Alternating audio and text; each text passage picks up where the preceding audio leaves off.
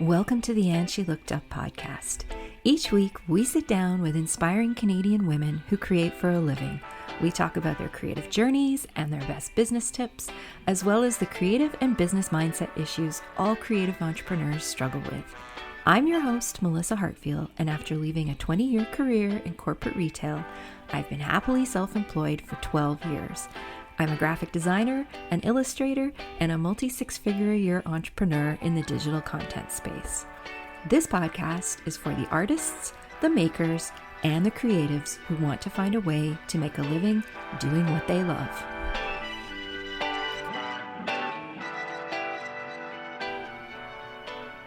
Hello, everyone, and welcome to another episode of the And She Looked Up podcast. This week is a little bit of a different episode in that, first of all, it's a solo episode, and second of all, it has been such a crazy week. I can't really talk too much about it, but it really threw me off with recording for the podcast and doing an actual interview episode. So here I am on my own to say hello and to talk a little bit about something that has been on my mind for a few weeks now, and it is the idea of being imperfectly perfect or perfectly imperfect. I think they're kind of the same thing. I've been sitting here for the last few weeks trying to figure out if those actually mean the same thing or if they mean something different. I think they mean the same thing. But what got me thinking about this was about a month ago, I was going through a really, really difficult point with my illustration and my artwork, and just feeling like nothing I did was good enough. And I don't think this is anything new. I think probably everybody listening has these moments where we go through this. And the thing that was really triggering it in me is, as an illustrator, everything I do is hand illustrated. I don't do digital illustration, mainly because I don't have a fancy iPad. I have an iPad 2. It's basically died and I haven't been in a position to replace it. So I don't do digital illustration, but digital illustration in my niche, which is kind of the childlike, kid-friendly, cute illustration niche, tends to be very digital. There's not too many people out there who are still doing hand-drawn illustration, and there's nothing wrong with that. But if you're an illustrator, one of the things that, for me anyway, is the trickiest thing is my line work, my ink work, and getting it to look smooth and getting it to connect properly, getting the line without little extra bits and things, stuff that I often clean up in Photoshop. So when I say I don't do digital art, I do digitally clean my artwork up in Photoshop, but I don't actually draw the artwork in Photoshop. Anyway, a lot of the artwork that I look at, particularly on social media, is digitally done. And the thing with that is it's all perfect. The line work is perfect. The weight of the lines is perfect. The smoothness of the lines is perfect. And it's stuff that I can't replicate when I draw by hand. And it leaves me feeling like my work is subpar, not good enough, not appealing. If people had the choice between choosing between a digital illustration and my hand-drawn illustrations, they would pick the digital every time. And it's all nonsense. My logical brain knows this is all nonsense, but my illogical brain, which, let's face it, our illogical brain is the one that controls our mindset issues, doesn't know it.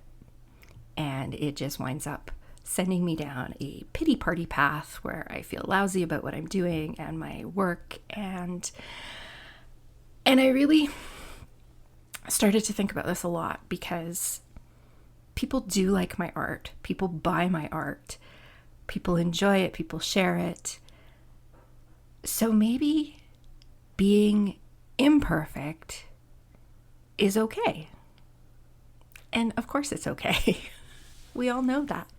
But I needed to tell my inner artist that it's okay to be imperfect. There are people who enjoy our imperfections. And for some people, for a lot of people, imperfect is what makes art art. It's really easy to get tired of perfection because perfection doesn't have any personality.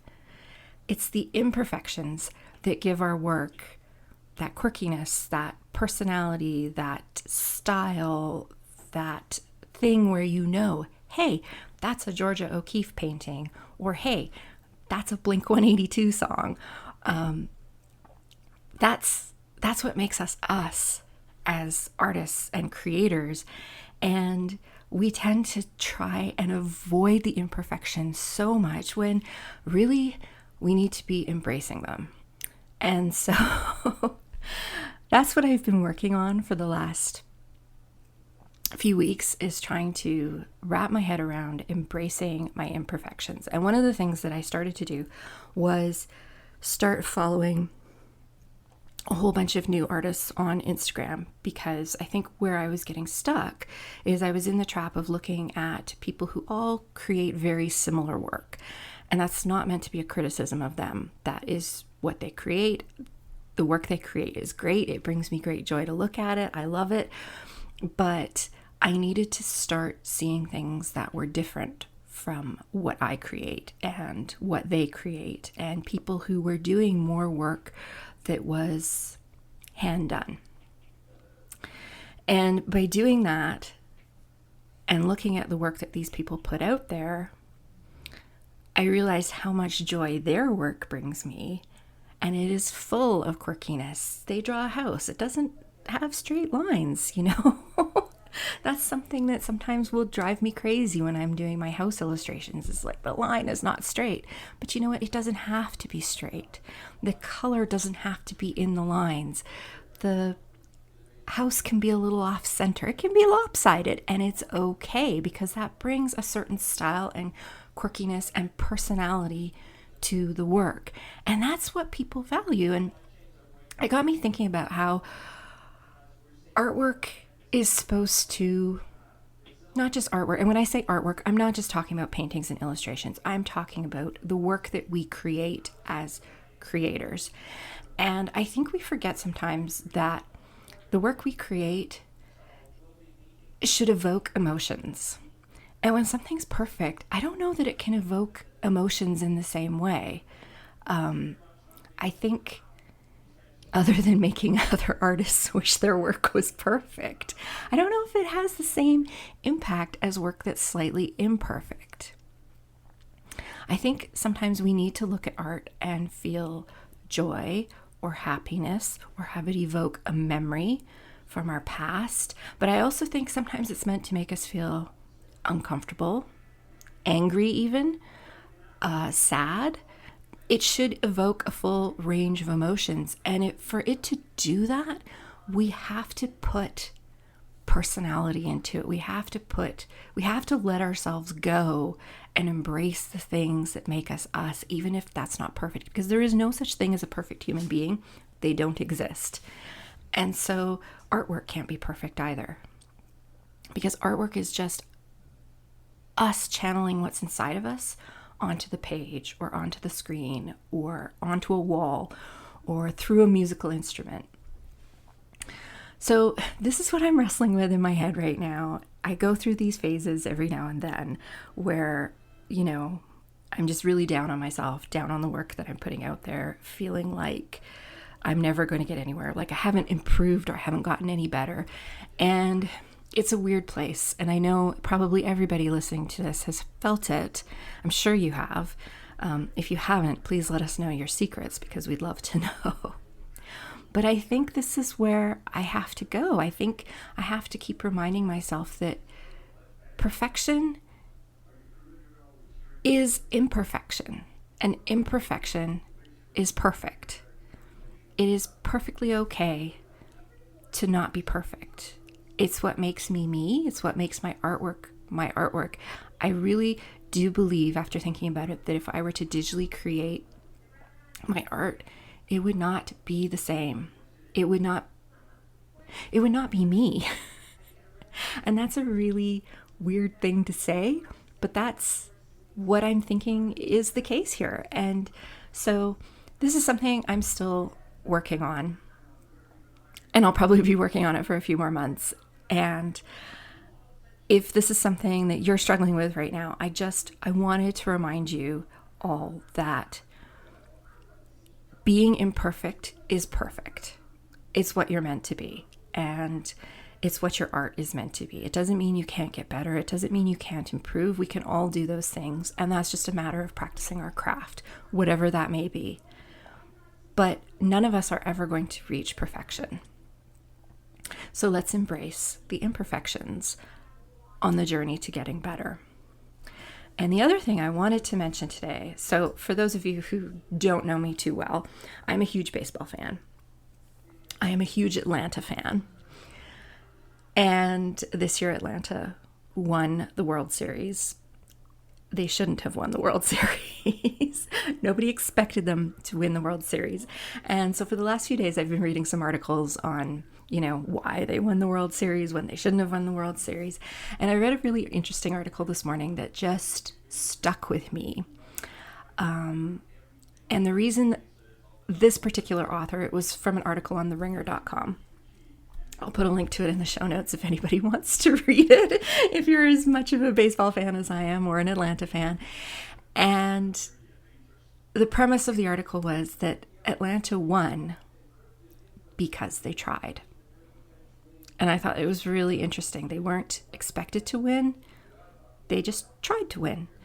And the last line in the article was this: Atlanta wasn't the major's best team from April to September.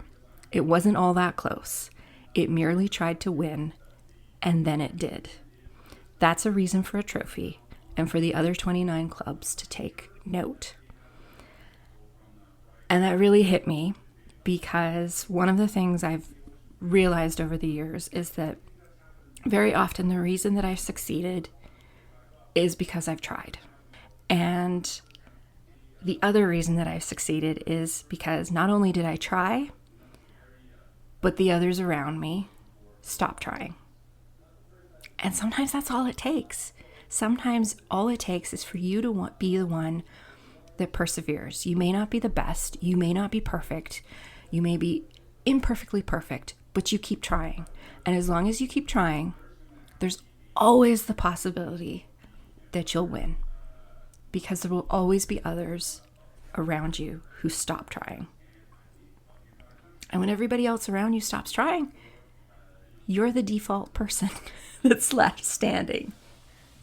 So I thought that was a really good lesson. It really hit me this morning to remember that if I don't try, I can't win. And I'm not a big person when it comes to winning and losing, that kind of thing. But if I don't try, I won't get better.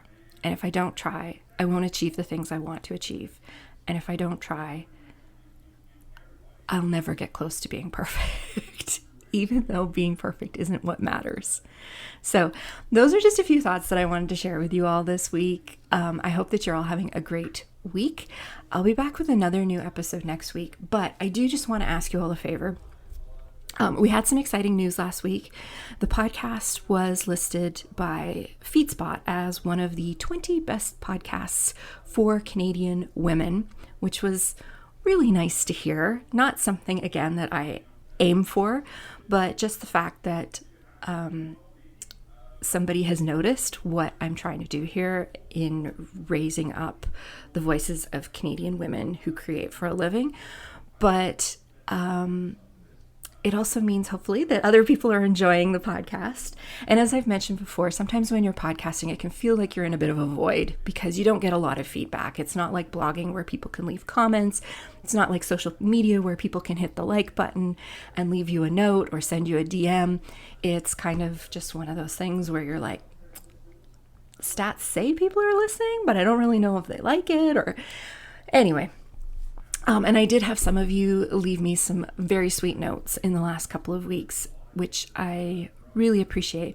But if there is one thing that you can do to support this podcast, and it will only take you a minute and it doesn't cost you a single dime, it would be to head over to iTunes or Apple Podcasts and leave a review. You can either just leave a star review, or even better, leave a little comment on why you like the podcast. It really is a huge signal to Apple that this is a podcast that people enjoy and that they should share with other people.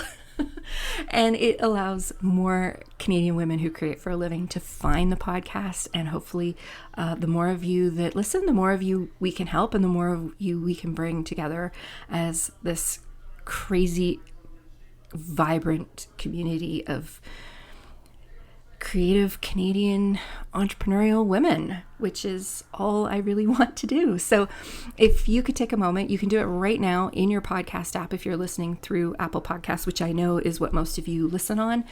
And it would be so much appreciated. And I think that's it for this week. So as I said, I'll be back next week with another brand new episode. It will be a full episode.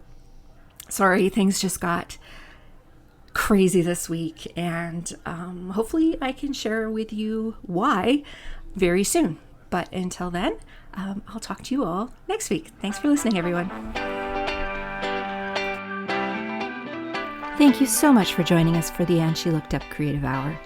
If you're looking for links or resources mentioned in this episode, you can find detailed show notes on our website at andshelookedup.com.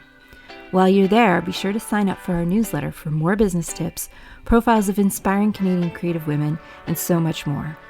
If you enjoyed this episode, please be sure to subscribe to the show via your podcast app of choice so you never miss an episode. We always love to hear from you, so we'd love it if you'd leave us a review through iTunes or Apple Podcasts. Drop us a note via our website at andshelookedup.com, or come say hi on Instagram at andshelookedup. Thanks for listening, and we'll see you next week.